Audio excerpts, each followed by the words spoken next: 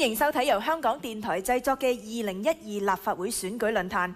今日我哋請嚟區議會第2功能界別嘅7張候選名單到場。由於呢個界別呢係今年立法會選舉嘅新生事物，我哋準備咗一段短片呢，同大家介紹下嘅。今年立法會選舉一人有2票，只要唔屬於傳統功能界別，例如教育、會計界嘅選民，都會自動享有超級區議會新增嘅1票。佢哋除咗可以喺所屬嘅地方選區投1票，亦可以喺新增嘅區議會第2功能界別投下另1票。今屆區議會共分成2個功能界別，喺區議會第1嘅組別，只有全港400多名民選區議員先有資格投票；而喺新增嘅區議會第2組別，候選人就由全港322萬名選民投票選出，因此呢個界別亦有超級區議會之稱。今年共有7張參選名單，透過全港單一選區爭奪5個議席。睇完短片之後，立即請大家發表政綱。先請801。各位市民，民主黨喺過往20年同大家爭民主、改善民生並肩作戰20年，矢志不移。今日我哋選情係非常緊急，需要大家鼎力支持。請你動員全家支持民主黨。各位市民你好，我係涂謹申。我係一個做得嘢硬淨、獨當一面嘅議員，但係當過往3個禮拜嘅民調認為我一定當選嘅時候，而大量分票，我係會落選嘅。我希望你能夠支持我，繼續為市民發。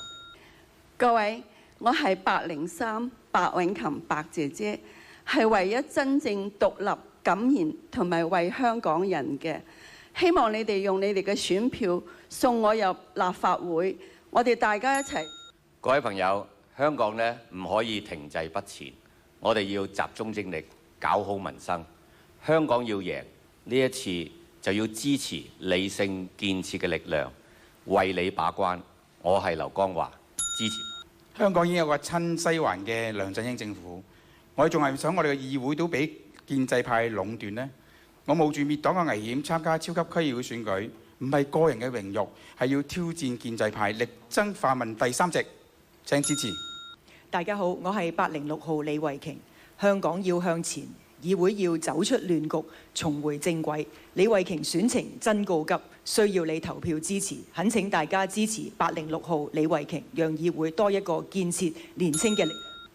各位，請大家支持我哋班一直為基層打仔打拼嘅人重入議會。各位，我好希望呢個選舉裏邊，大家能夠支持我807陳揚一票。不論你住喺邊個區，住喺香港、九龍、新界離島。跟住我哋即將進入政策答問嘅環節，每一張名單呢會有1分鐘嘅時間去回答我哋嘅問題㗎。嗱，第一個問題呢就係咁嘅。其實近期發生好多事件啊，無論係自由行嘅擴大啦、新界東北發展啦、國民教育啦，以至到對梁振英支持唔支持呢，其實核心問題呢都係似乎圍繞住啦。好多香港人唔想同內地呢係太過接近，無論係人物、思想、版圖等等。假如大家當選嘅話，有咩方法係可以扭轉呢個尷尬嘅局面，等大家係真正互相信任呢？802。只要我哋真係實施一國兩制、港人高度自治呢，而唔係中央有一個諗法係想直接去揸車去干預嘅話呢，其實我覺得咧，香港市民呢係可以同內地呢係互相信任嘅。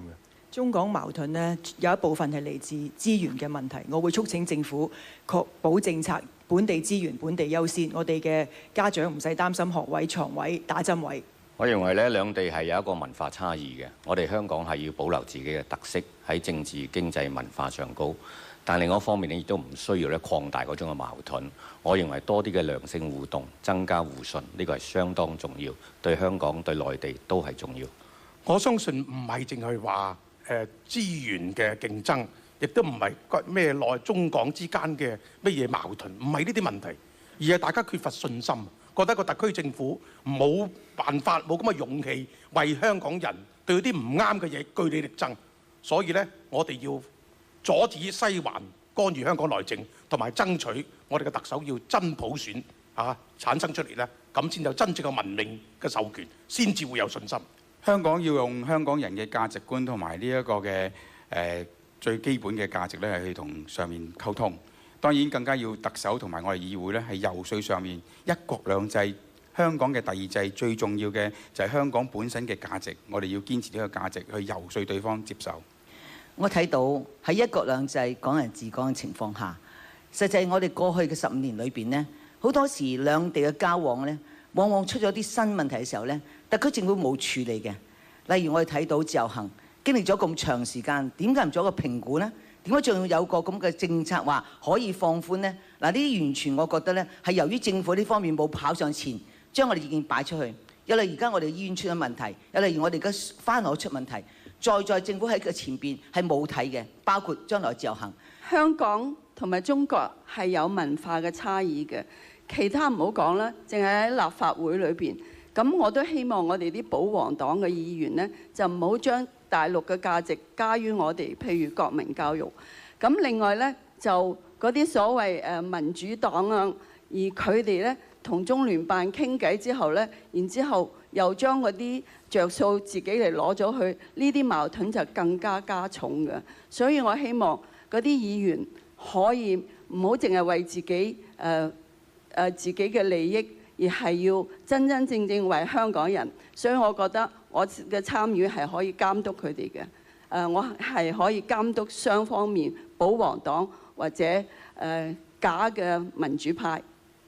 你諗下嗰陣時，2007年嘅時候呢，所有嘅黨派包括埋建制派呢，都希望能夠呢實踐一人一票真正嘅普選，但係中央都仍然唔信任，仲要夾硬大石砸死蟹。嗱，呢個呢，其實係破壞咗個信任嘅問題。我想講翻嗰個自由行呢，其實就市民係有一啲嘅情緒同埋有啲擔心。香港係咪可以承受得到喺醫療啊、喺物價上升等等？樓價上升亦都有影響，所以我認為應該喺個配額上高呢，係停一停、諗一諗，再全面檢討呢，先至再放寬。呢個係符合香港嘅民情民意。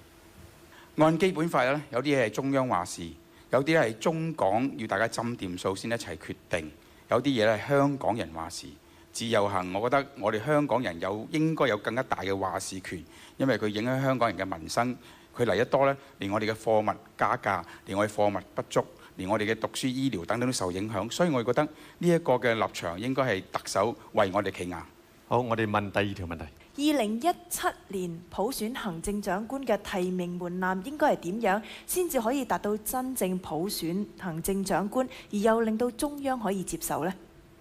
我覺得除咗所謂提名委員會嗰個格式呢，其實如果能夠舉個例，有一個人候選人攞到比如5萬個嘅市民嘅提名呢，我覺得應該呢係應該要俾個入場券佢，因為佢能夠起碼代表到相當嘅意見。呢個係屬於低門檻喺我嘅界定裏邊，而唔係提名委員會再篩選。其實我哋睇翻上2次嘅即係特首嘅選舉呢，基本上就冇一個候選人話入唔到閘。類似呢種嘅門檻呢，我覺得係適當。咁我希望能夠維持，亦都咧係可以咧係任何人都可以參與。第一，選舉委員會呢個結構係絕對係唔夠民主嘅，一定要再即係喺好多界別咧係要放寬俾人大家去選。第二樣嘢呢，就係嗰個提名嘅數字，嗰個人數要減低。但係最緊要一樣嘢，絕對唔能夠有篩選。如果有篩選嘅話呢，冇晒意思嘅啦，一定唔會有民主派嘅人呢係可以進入去參加一人一票選舉。可唔可以保證唔能夠篩選呢？第時嘅普選嘅門檻呢，一定係要讓到有志參選、有一定支持度嘅候選人呢，唔同意見嘅候選人呢可以參選嘅。而家過去大家都見到，過去嘅特首選舉呢，唔同意見嘅人都能夠參選。我哋可以參照而家嘅選特首嘅提名委員會嘅模式去進行我哋嘅普選。提名委員會應該運用個權力係接受，只要有某一個數目嘅提名委員會委員呢，就可以俾佢成為候選人。呢個數字應該要好過而家係1/8，應該係1/9、1/10。第二呢，就係佢亦都更加應該通過呢係某個數目嘅市民支持呢，都應該俾。係，你嘅時間已經用完啦。個門檻必須係由群眾可以支持嘅，就千祈唔好好似呢一個咁嘅區議會嘅特別選舉。我提問另外一個問題，要解決貧富不均，改革稅制係咪唔能夠避免呢？改革稅制嘅同時，可唔可以唔會發生福利主義主導呢？我覺得唔光係稅制，而家香港去到一個情況就話係一小部分人壟斷香港所有嘅資源。我覺得土地上亦都要成個政府有新嘅構思，就話喺成個土地去分享過程當中，唔係淨係地產商獨有，係應該大家一齊分享個發展過程。呢個我認為係幾重要嘅。唔解決大財團同政治體制，尤其是包括埋中央政府呢個結合，係控制咗個選舉結果嘅話呢，我相信咧解決唔到你所講嘅稅制。806市民對於壟斷係好討厭嘅，改革稅制咧係一個方向。負責任嘅政府咧係需要啟動稅制嘅改革諮詢，但係咧喺短期嚟講，香港有龐大嘅財政盈餘，我認為先用好盈餘去處理貧富嘅差距，幫一啲有需要嘅人士係當務之急，然後咧就住稅制而家嘅稅收狹窄或者係其他嘅問題再作廣泛嘅討論。我相信未來嘅政府一定要咧縮窄貧富懸殊，能夠咧係改善基層嘅生活。我覺得政府係需要考慮其他而家一啲扭曲咗嘅現狀。我覺得有一個成個社會嘅規劃，各樣都有個政策出翻嚟，就好似當年短期政府要減輕中產人士嘅稅務負擔，我哋提倡免差餉減。我想請民主黨解釋咧，點解佢哋係要加差餉由5%到5.5%，加重中產嘅負擔？呢個係不。好多謝你嘅問題，但係咧，所有人嘅時間都用晒啦。先休息一陣，陣間翻嚟會有宋大禮同埋自由辯論嘅環節。